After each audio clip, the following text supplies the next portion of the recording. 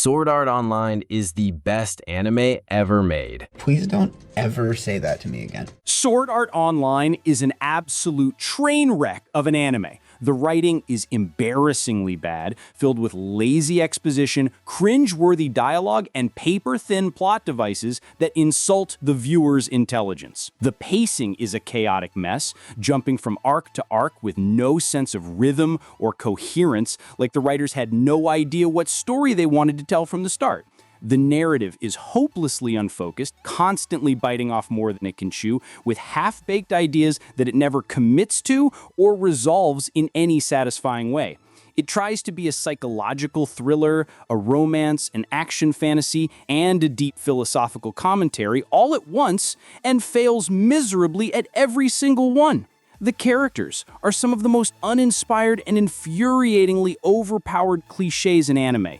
Kirito is a walking god mode cheat code with the personality of a rock, and most of the supporting cast exists solely to fawn over him or get sidelined after 5 minutes of screen time. There's zero growth, zero stakes, and zero reason to care. Sword Art Online had potential, sure, but it squandered every bit of it in a shallow, self-indulgent disaster that somehow keeps getting sequels.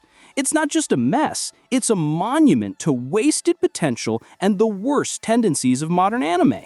It's genuinely baffling how a show this mind-numbingly bad managed to become so wildly popular. Sword Art Online isn't just mediocre, it's aggressively terrible. Yet somehow it's treated like a genre-defining masterpiece by some people.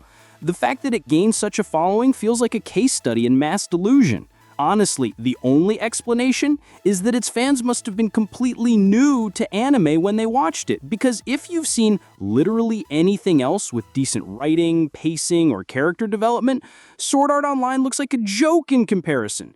It's like their first taste of a digital sword fight blew their minds and they never bothered to look beyond it. People who praise Sword Art Online just don't know any better. If you're looking for something infinitely more satisfying to watch, check out Justice League.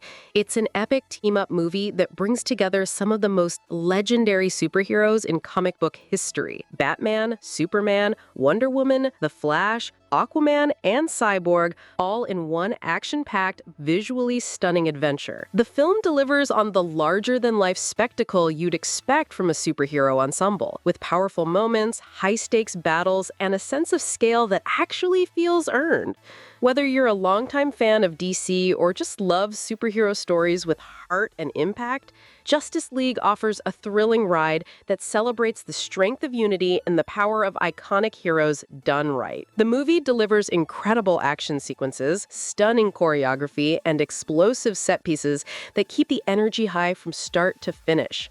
On top of that, it's packed with genuinely funny moments and sharp dialogue that bring levity without undercutting the stakes.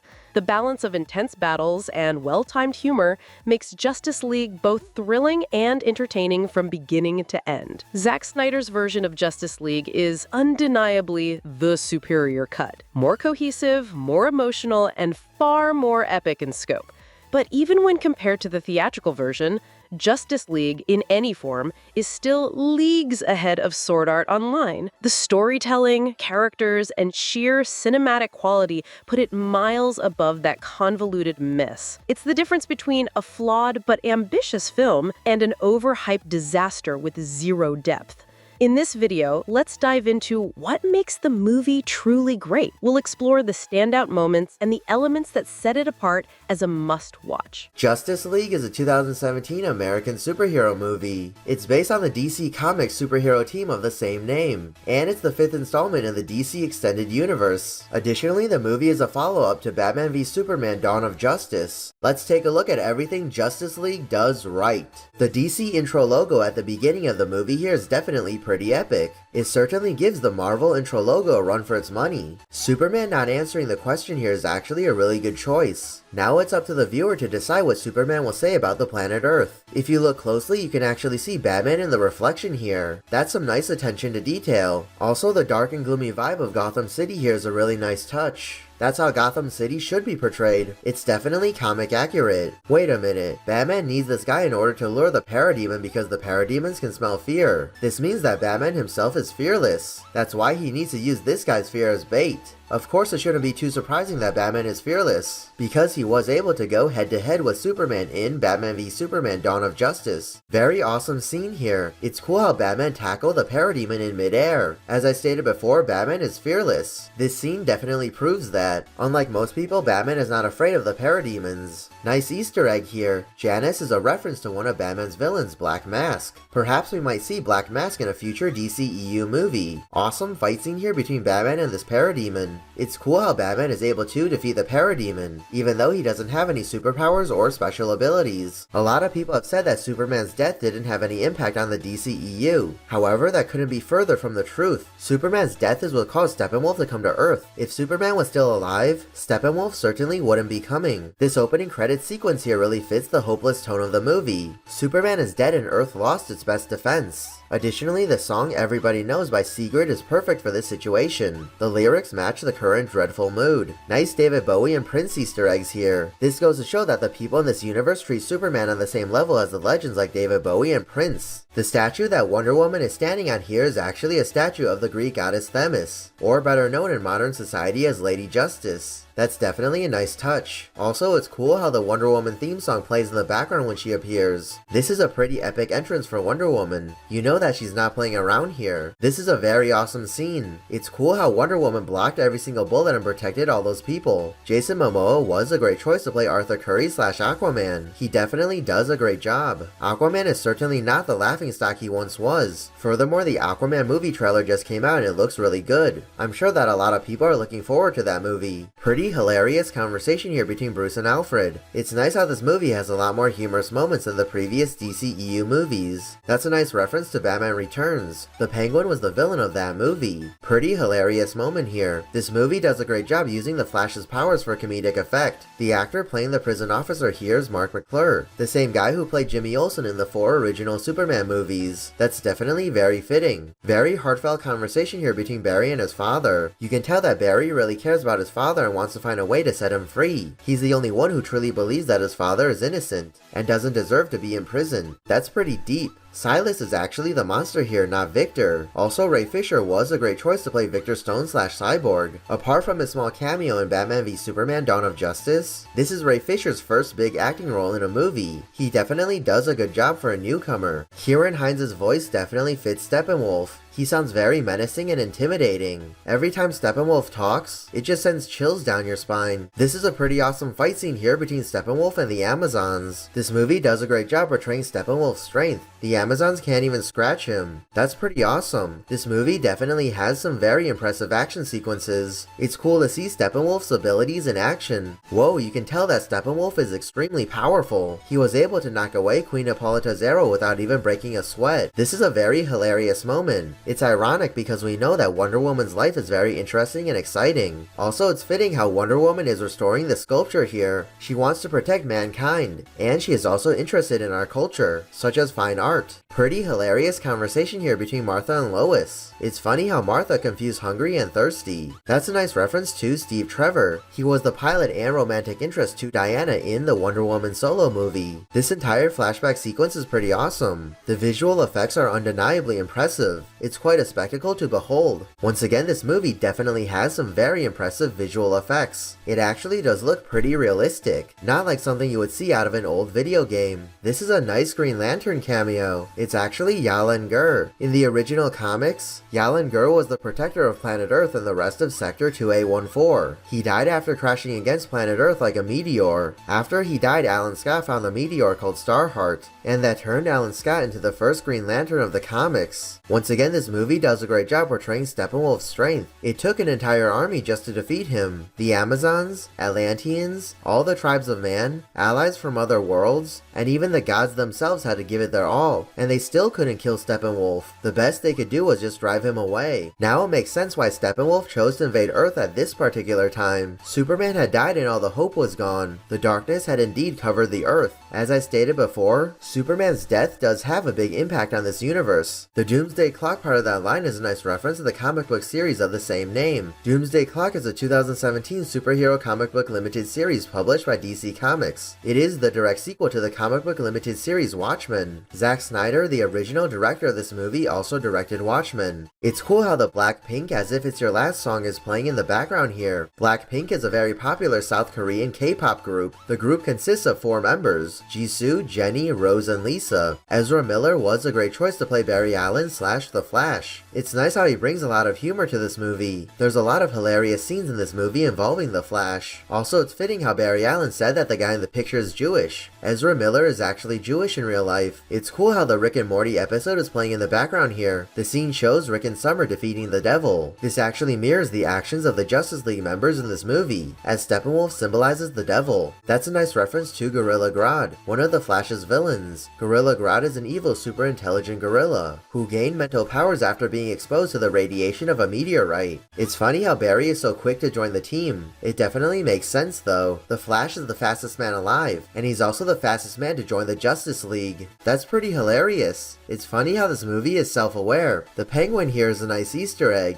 It's actually the logo of Tencent QQ, an instant messaging software service. According to Alexa, it's the world's 8th most visited website. This is a very heartfelt conversation here between Cyborg and Wonder Woman. Wonder Woman knows exactly what Cyborg is going through because she was also in a similar situation. After Steve Trevor died, Wonder Woman closed herself off, and she eventually had to learn how to open up towards other people again. This is a very epic shot. Zack Snyder can pretty much make anything look awesome. Even just a shot of a guy walking and drinking whiskey. Awesome fight scene here between Aquaman and Steppenwolf. It's cool to finally see Aquaman in action. Additionally, the visual effects artist did a great job with the water effects. J.K. Simmons was a great choice to play Commissioner James Gordon. It's a lot different than his role in the Spider-Man movies as J. Jonah Jameson, but nonetheless he still does a good job. This is a very hilarious moment. It's funny how Barry got the phrase mixed up. It's definitely consistent with his character though. Earlier in the movie we saw how Barry said that he needed friends, so this goes to show that he doesn't have very good social skills. The Ace Chemicals here is a nice Easter egg. In the comics, the Ace Chemicals plant in Gotham City is where the Joker, when he was the Red Hood, fell into a vat of chemicals. This is what created the Joker's trademark look of green hair, chalk white skin, and red lips. This is a very hilarious moment. As I mentioned before, there's a lot of hilarious scenes in this movie involving the Flash. Very sincere conversation here between Batman and the Flash. In this movie, Batman is more like the Flash's mentor. Batman has been fighting crime for about 20 years, but the Flash is completely new to this kind of thing, and he doesn't have any experience. This is a very awesome fight scene here between Wonder Woman and Steppenwolf.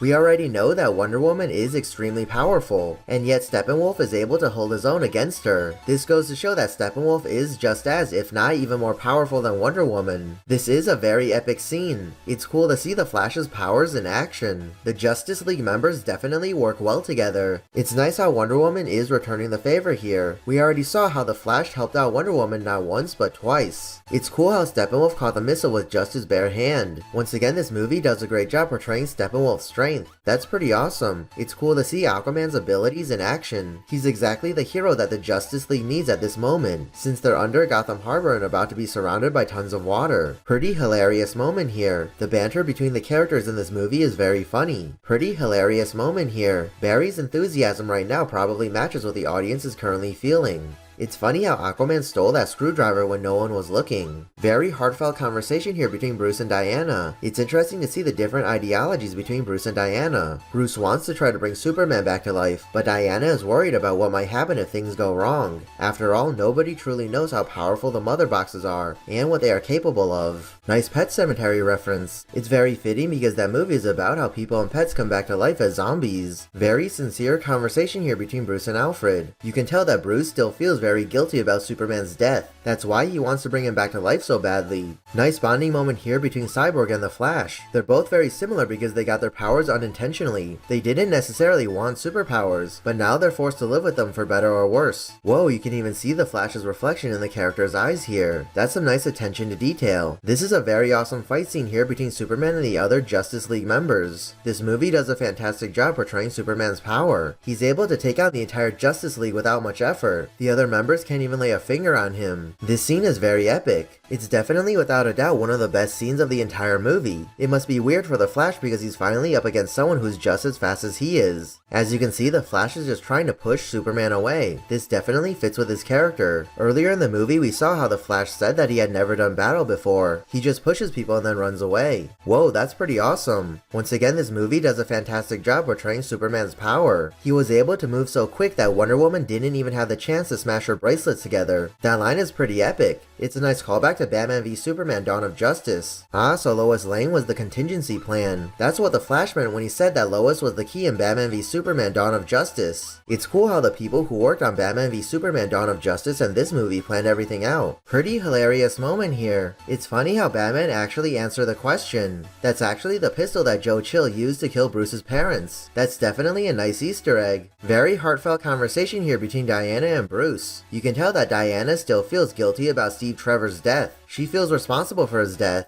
That's why she chose to stay in the shadows for so long. She didn't want to feel responsible for anyone else's death. Clark's red and black plaid shirt here is a nice Easter egg. Jeff East actually wore a similar shirt when he played a young Clark Kent in the original Superman movie. This is a very touching and heartwarming reunion here between Martha and Clark. Martha thought that she had lost her son forever, but now she gets a second chance. This is a very hilarious scene. It's funny how Aquaman was sitting on Wonder Woman's lasso, and that's why he was so honest and sincere. This is a very impressive action sequence. This movie definitely has some great visual effects. The red tinge of the final battle scene is also a nice touch. It represents the sinister atmosphere. That's pretty epic. It's cool how Aquaman used that parademon as a surfboard and surfed right through that building. It's nice how Batman saved the Flash here. As I mentioned before, Batman is more like the Flash's mentor in this movie. The Flash doesn't have much experience fighting, so of course he needs some help here and there. This is a very awesome fight scene. It's cool how Wonder Woman and Aquaman are working together to fight against Steppenwolf. This also means that Steppenwolf is stronger than Wonder Woman and Aquaman combined, since he's able to beat them. It's nice how Wonder Woman saved Aquaman here. Once again, the Justice League members definitely work well together. Whoa, that is brutal. It's quite savage of Steppenwolf to just rip apart Cyborg. It goes to show that Steppenwolf is just merciless. This is a very epic fight scene here between Superman and Steppenwolf. It's cool to finally see Superman in action in this movie. It seems like Steppenwolf has finally met his match. Pretty hilarious moment here. It's nice to see Batman opening up towards others. That's pretty awesome. It's cool to see Superman lifting up an entire building on his own. Buildings weigh several tons, so this goes to show that Superman is extremely strong.